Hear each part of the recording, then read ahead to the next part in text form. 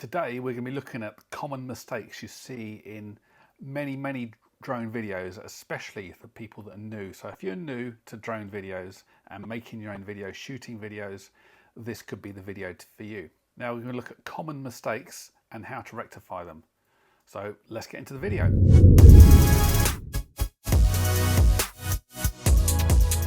So this video is a great example of what not to do. Now the sky was amazing. This was on the Mini 2. But panning around like this, just turning the camera, it just makes you feel dizzy. Don't do this, it's too fast. Okay, the only way you can do it better is if you're coming back much further, so you're not so close to the objects. Now I don't have any examples of that, but this is another way. Now this was shot in the spring, obviously in the bluebells of a local wood. It's just dreamy, you know. I think with some music, I'll add some music to this in a minute.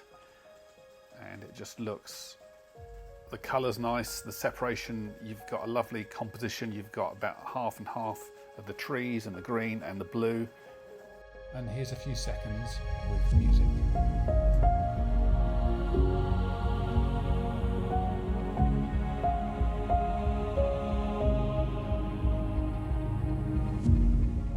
I've got to say, all these were shot by me on various drones, varying from the Mini 2, the Mavic Air, the Air 2S, the Mini 3 Pro, the Avata.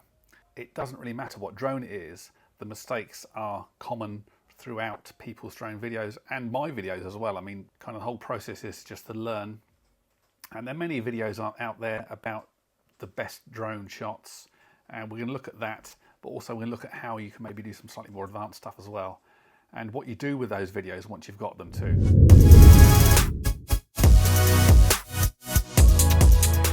Next one, actually, very common mistake people make, and that is moving too fast with your drone.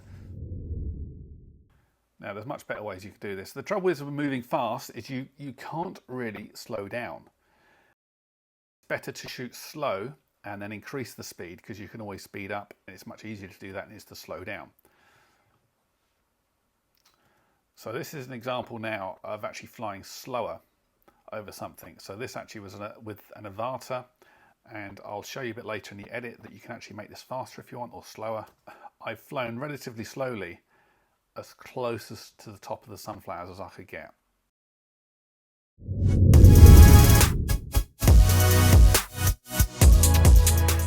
And this was actually a big mistake of mine in the beginning. I mean, this was quite early on, this footage. This was an Air 2, and somebody wanted me to do some footage at their house, so I had to go.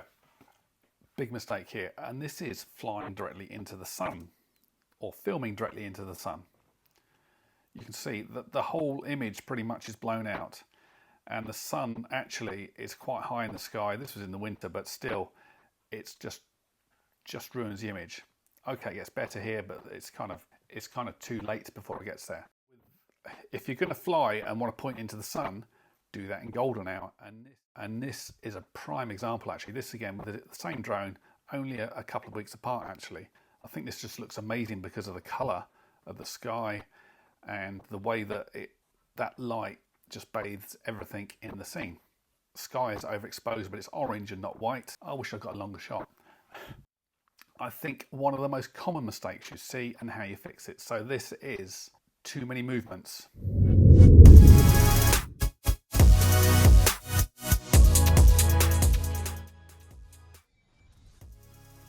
The footage itself, this is the Guildford Castle.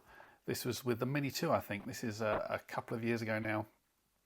And in essence, there's some nice shots in here, but not left as one shot. So we'll see how we improve this at the end. So this is nice. Then it goes off a bit. So poor, this is very poor shot, really, left as it is.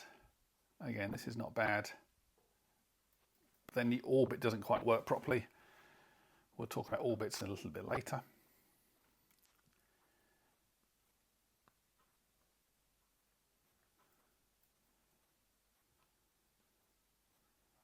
So you can kind of get an idea. So even though the actual footage is nice, the actual execution of it at a lovely location is just really poor. There are bits of it are good, but most of it is not good together. And the amount of times you see this is just shocking, especially when people are starting out. Now it's overexposed. I'm pointing into the sun. It's all gone pink. You wouldn't believe how many times you see a video published like this. And the solution is editing. So I edited this with Final Cut Pro. It took probably 10 minutes just to edit, to do a quick edit, put some music to it. I cut it into, I think, 4 or 5 clips. And my aim really was to cut out all the unnatural movements, so it all moved naturally and that it looked smooth. And that's how I did it. I adjusted the exposure a little bit in some of these and cut out bits I didn't want. But with the music, actually, it makes a nice shot. And when I actually shot this, the video I originally did of this that you'll find on my channel somewhere, you'll see that I obviously shot many more shots than what I've included here. But it actually makes something versus not having anything.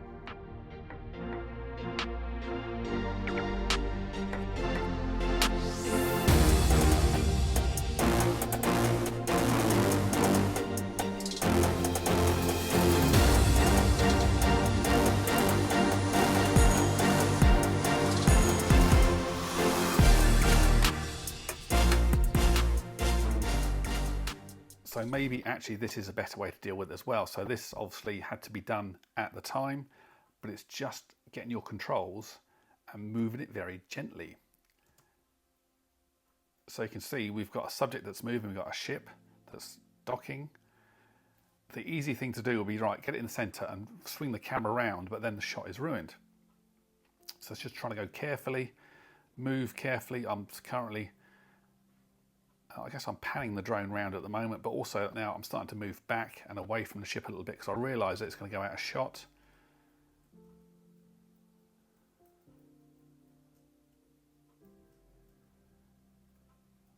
It was amazing this evening, actually. The sun was setting beautifully, and this is just after the sun has set. I think this is a Mini 3 Pro. So I've moved it round. Still following the ship, but it's not jerky. That's the point. Is it's smooth. It's trying to get smoothness, which is really the most difficult thing. And what I've learned actually, or what I've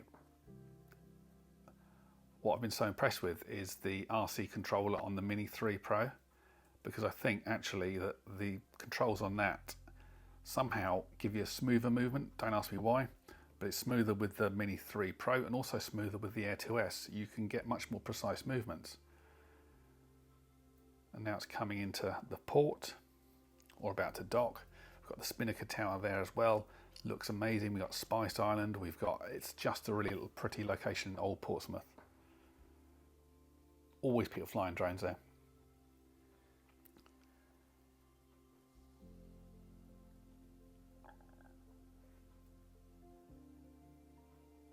And again, we're still moving slowly.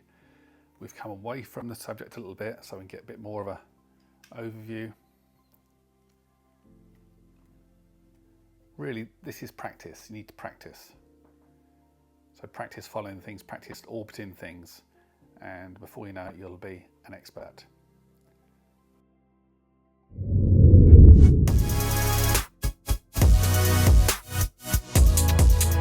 Right, the next one is the straight down shot, but this is how to ruin a straight down shot.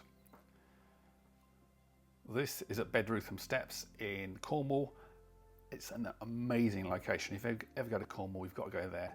Bear in mind it's National Trust around that, so be careful. But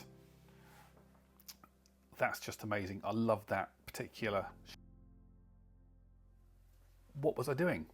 Why did I move it? Why didn't I just leave it there? So I kind of ruined it, really. A bit more planning, but knowing what you want before you get there. So if you can give yourself a shot list before you get to a location, that's always really good. This actually Mini 2, and just looking down at surfers over the sea and just let them do what they're doing. You can let the sea give it its motion. You don't have to do anything really. So straight down shots sometimes, just don't get fussy, just leave it. This is better, but not perfect. But this next shot, actually, I think I nailed it. It'd be nice to get the whole shot. I only got about a few seconds of this, but just letting the action take place underneath without doing anything. So again, this is a little village locally. I think this is probably the Air 2S. No, I think this is the Air 2. But it just keeps moving. Why do I keep moving? Just leave it, you know?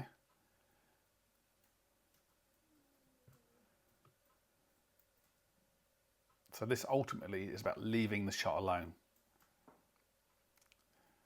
So a very different shot coming up, which actually is quite recent. This is with the Mini 3 Pro, where I just left the shot. Now this is actually only about 120 meters. It was a misty day. I could see the drone through the fog. And what I've done here is I've used a speed ramp. So I've started off at 100%. I've moved it, I think, to about 400% or 800%. And it just gives you an interesting look, you know, because we've effectively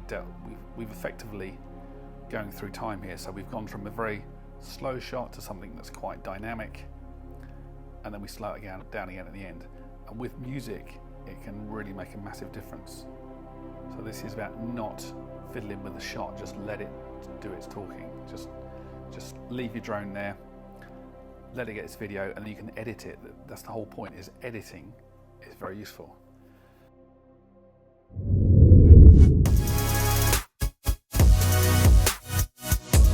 This is an orbit that failed. I'll give you a little tip in a minute how to do an orbit with your Mini 3s or whatever. So when you're trying to keep the drone in your eye line, you're trying to do the orbit, you're trying to keep an eye on the screen. And it's not all very easy. Sometimes it just doesn't work. Like here, see, I've gone off, realised I had to go off, so I've had to reline the shot up. I mean, actually that shot's nice, but it's not a continuous shot. So the tip is active track. If you select the church, you can draw a box around that, shoot at maybe 30 frames a second.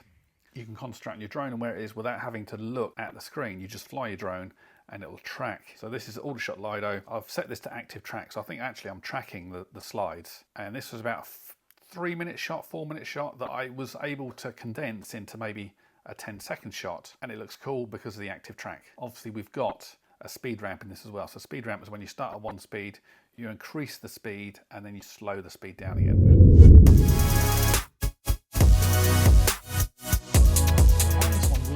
To such an extent that I've never done it, but I'm putting this in as an example, and that's flying through things. Now, why do it? Why risk your drone for an awful shot anyway?